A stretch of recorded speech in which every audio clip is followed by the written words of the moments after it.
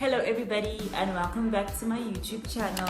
Thank you so much for tuning in. My name is Nokundo, for those of you who don't know me. Yeah, today's video we'll be talking about feminine hygiene, meaning just talking about keeping everything down there 100%. And the word feminine hygiene, basically when you think of that, you're thinking I'm gonna make a video and I'm gonna show you a whole bunch of products of what you should use to keep your area clean, but it's more of what not to do video for me more than anything, because naturally our bodies know what to do and what not to do. So, and I think as girls we all need to sort of like give each other tips. Let's start it from your teens. What should you know, what should you do, and what you shouldn't do. And I mean, even some people are in their late adulthood, early adulthood, and they still don't know this. And I am so happy that I found something that works for me. So hopefully this will help someone out there.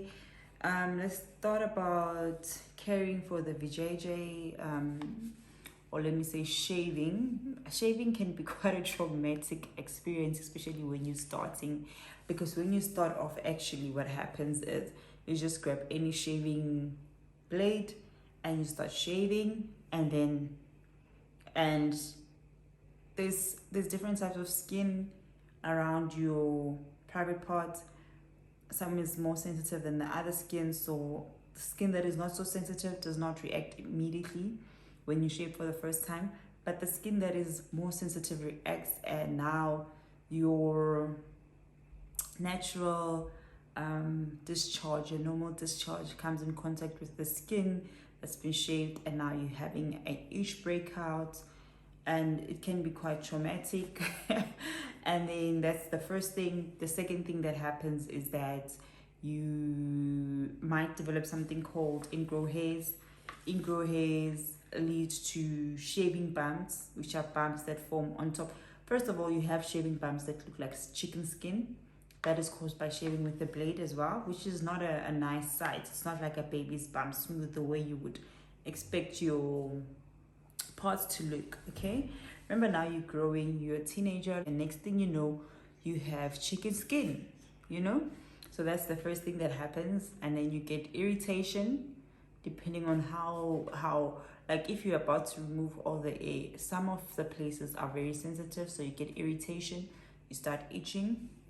And the third thing that will happen to you is ingrow hair and shaving bumps or boils as well, where ingrow hair grows in and then it forms a little bit of a boil, and that can be excruciating. That thing is painful, guys, and a lot of girls do go through that and they don't share it because you feel a little bit ashamed. It's not something nice to share, so a lot of people just keep quiet about it. But yeah, so when it comes to shaving, before you start shaving, or if you have already started, before you shave again, do your research. Okay, I've done research.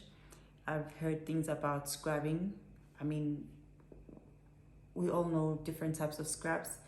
You can either scrub with sugar and honey, you know, scrubbing the hair so that it's softer, using shaving cream, and then shaving. So I've tried that before and it still doesn't work. Or they say soak and all these things, it still doesn't work. Use oil, it still didn't work for me. Maybe for some of you it will work to scrub with honey and sugar, use oil, and then apply the shaving blade. But for me it still didn't work. I still got chicken skin and shaving bumps and ingrow hair. So yeah, I came to a point where I was like, okay, I'm going to wax. So the second option is waxing. Now with waxing, it's a little bit more expensive than buying a blade, and it's not something I would say you can do yourself, or I wouldn't recommend your home waxing. Or some people probably know how to do it after a couple of practices, but for the first time, or when you're trying to get an alternative that won't hurt you, I wouldn't advise you to do it at home. So waxing, I had booked my waxing appointment, hyped myself up, but I watched a couple of videos on YouTube, and it seems to be something that's excruciatingly painful. So I'm scared of pain. So I was just like, no, maybe not, let's not wax. So then one day, I don't know what happened. How did I discover this shaving? Oh, very interesting story how I discovered what would actually work for me. After 26 years, guys, of shaving blades, I would change shaving blades. I'll buy this one, I'll buy Venus. I even tried shaving creams. Now, the thing with shaving creams is that shaving creams are also irritating. They do a great job. They remove all the hair, but I am not pleased with the burning that you experience probably for a day afterwards. And it's not something that it's not something that you always want to do down there, like always burning. That's just trauma. Pain is also a way of your body telling you that no, stop. So I just felt that it's too much irritation down there. It can even lead to yeast infection because it does disturb the pH of your body. So I'm not a fan of that. But if you get even the sensitive no hair, a lot of girls are loving it, the Vit no hair sensitive, but I'm too sensitive for that one even, so that also didn't work for me. So I finally found something that works, guys. Imagine. Okay, so it is a shaving blade, so meaning obviously it's something that I can get at the shop and use for myself. At home it's fine, good. And it doesn't cause irritation. Like, it doesn't cause irritation. It's not harsh when you cut. It's so smooth. Like, the first thing I loved about this blade when I got my hands on it is the fact that it's so smooth on my underarms and on my private part. So that was when I was like, okay, I'm going to go buy it for myself, because when I first discovered this, I was at Sneaky Link, and there was a closed packet of these what do you call it, blades. And you know, most guys don't really even count or notice when their things are missing. So I was like, hi, let me fix this problem. I opened the packet. It was a new one. I wasn't going to use a used one, so I opened the packet, I grabbed one, went to the shower, and after using that one, I put it in my toilet bag because I wouldn't want someone else to use it as well, because I don't use people's shaving knives and stuff like that. No toothbrushes, no, I don't do that. So that's when I discovered it. So it was very smooth, but even like afterwards, I kept feeling with I'm very smooth, the hair is not growing fast, I don't have any chicken skin and no ingrow hair, no. This is the best product for me on the market. So I went to buy it. I got there. Okay, where's the shaving blade I wanted? I get there. I think the shaving blade costs 200 Rand for one with another blade. So it is quite expensive compared to other blades for one thing to shave with. It is extremely expensive. I think it's a hydro something, I will put the name properly here down somewhere, and I'll also put a picture of the product. So if you're shaving for the first time, maybe do scrub, do put oil, and then use the right blade, which is the blade that I've inserted here for you guys. And I don't think you'll have a problem. I honestly think this is a solution. Please just let me know in the comments if you're going to try this out. You don't even have to be a first-time shaver. If you've been having problems with having shaving bumps, and we know those things end up being dark hyperpigmented scars down there, so we don't want that. Try this new thing and just let me know how it goes, please. I would really appreciate that. And the second thing I want to talk about is underwear. What kind of underwear do you have to wear? Well, these underwears, it just depends. Okay, so the main thing about underwears, you can wear lace underwears, okay, as long as this part of the underwear is cotton. Now it has to be pure cotton, this part where your BJJ goes. So I don't even own a single pair of underwear which is lace everywhere. 90% of my underwears are lace, and then I have a granny underwear which is like pure cotton for days when I'm on my menstruating. But yeah, make sure it's cotton, and make sure the cotton that you do get is also like pure cotton. Do not wear full lace underwears. Do not repeat underwears. I mean, that's just something your mother even teaches you from a young age. But when you bath, you wash your panty and you get yourself another panty. Why would you do that? That's not even up for discussion. Let's talk about panty liners while we're still on the panty issue. I personally don't use panty liners. There are people who use panty liners, you know. So girls, I watched a YouTube video of a girl who was just like, what do you mean you don't use panty liners? Yeah, so I guess even my friend once came up to me and said, what do you mean you don't use panty liners? And I'm like, I don't need them, you understand? Because I just didn't need them at that time. Or I still don't need them even now. I've only needed them once. So she said once you have a child, you'll understand you'll need panty liners. So I guess it depends on where you are. I think it's the cotton and just it keeps everything dry. Like if you have a yeast infection or if you have an irritation and itchiness, wearing panty liners for like 3, 4, 5, 6 days can make that go away. Because if you have that irritation, it will keep coming back for as long as you get irritated. But as soon as you get something like a panty liner to absorb it, you don't. It's like preventing reinfection. Not to say it's an infection per se. You know what I'm saying? So panty liners depends on whether they work for you or not. I feel like the admin is just too much. Now the yeast infections that I'm talking about, it's usually there are different causes. Hormonal, so I guess depending on how your hormones are going, and can be wearing the wrong underwear can lead to yeast infections. Eating too much sugar, not drinking enough water, sexual intercourse with different partners, because the yeast infections or candida is caused by most now parasite. So you're gonna get it from a carrier, and men are the carriers. So you want to make sure you stick to one partner.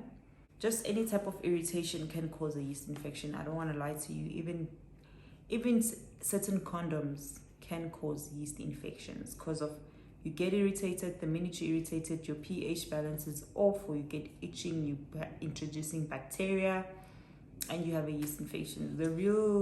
When you're gonna have them, you never know. But the best thing is to prevent them by drinking lots of water. So try to drink 2 liters of water every day, and taking probiotic. If you know you now like a person who's prone, take probiotics, or a person whose bacteria has been thrown off completely by either your partner or by underwear or by, I don't know, whatever has thrown it off, diets, illness, then get into probiotics for at least 2 months, especially when you are on your period.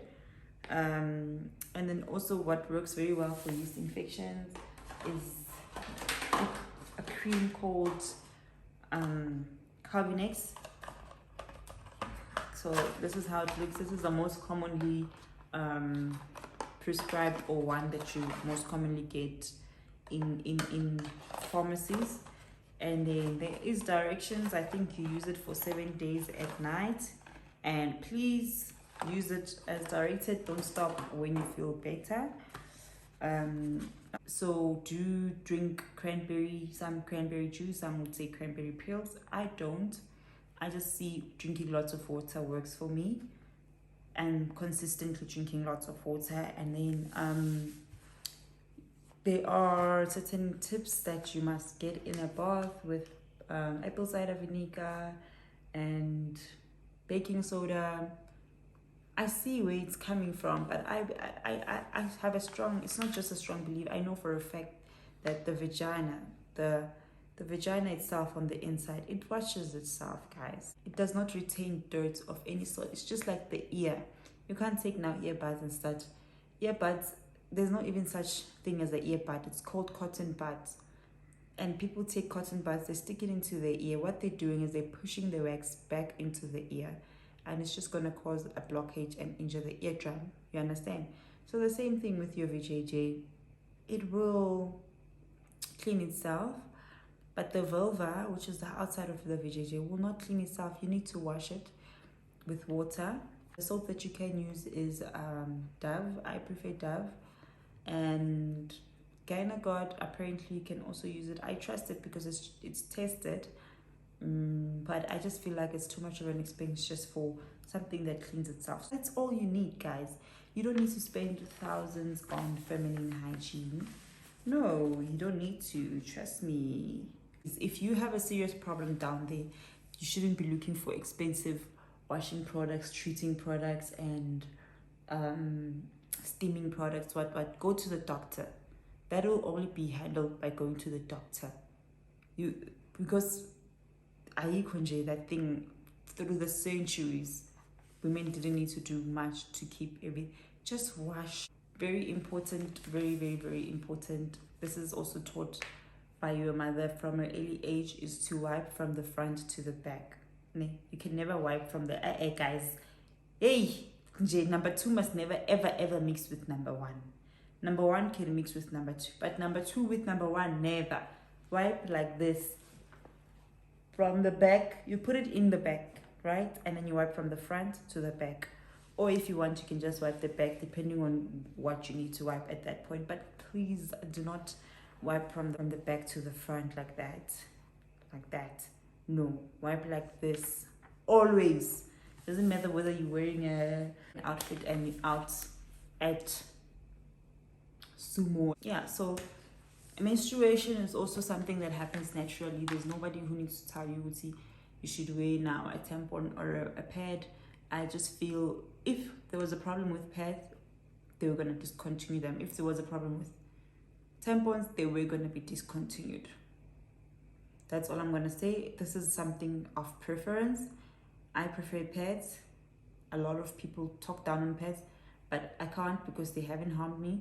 I just feel when I have a tampon inside of me, I feel so uncomfortable walking with that thing the whole day. I always feel it's full. Even if I'm going to put it out, it'll probably not be full because it's just that it's always in the back of my mind. But this one is something that you have to choose personally what works for you. And whatever works for you, stick to it. Go right, Sisi. Don't let anybody tell you, say, hey, hi, hey, pedlanuga, hey, tampon yenzeni. Yenzinto nje wena ubona ukuthi i-right for wena. Then there's also, medical checkups, going to your gynecologist. Very important, especially after 21. Uye nje kugayana check nje amatswele, check-e, they do a swab to check for any type of pre-cancer cells or cancer cells, or and then also do STI screenings. I did mine this year, and so just go to the doctor just to do that. But make sure you wash. It's the most important thing is wash, cotton pad. If you are a person of loss of discharge or incontinence, then I would say wear panty liners. I would definitely say wear panty liners. I'm not encouraging people not to wear panty liners. I'm just saying, if you don't have problems, you don't need it. Probably something you can save that money for, something like a Galaxy Boy handbag at the end of the year or something, I don't know. Yeah, so that's just the only thing I'm going to talk about today is that. Gynagod products, try them if you want to. I think there's a lubricant from Gynagod. I would say if you dry, they say use it. If you're not dry, you don't use it. So I'll put Gynagod products here. That lubricant, you can even use it for if you are a person who uses lube during fluff, you can use that instead of using things that are perfumated and what that are just gonna cause irritation. I don't know, man. But yeah, that's just my 2 cents. Do share also your experience in the comments below. And please, guys, can I ask you to just like the video if you like it, and please subscribe to my channel. I really want to grow this channel to educate young girls about womanhood and other things, career. It's womanhood, career, lifestyle, beauty, confidence, esteem. Those are the type of things I really want to dive into on this channel.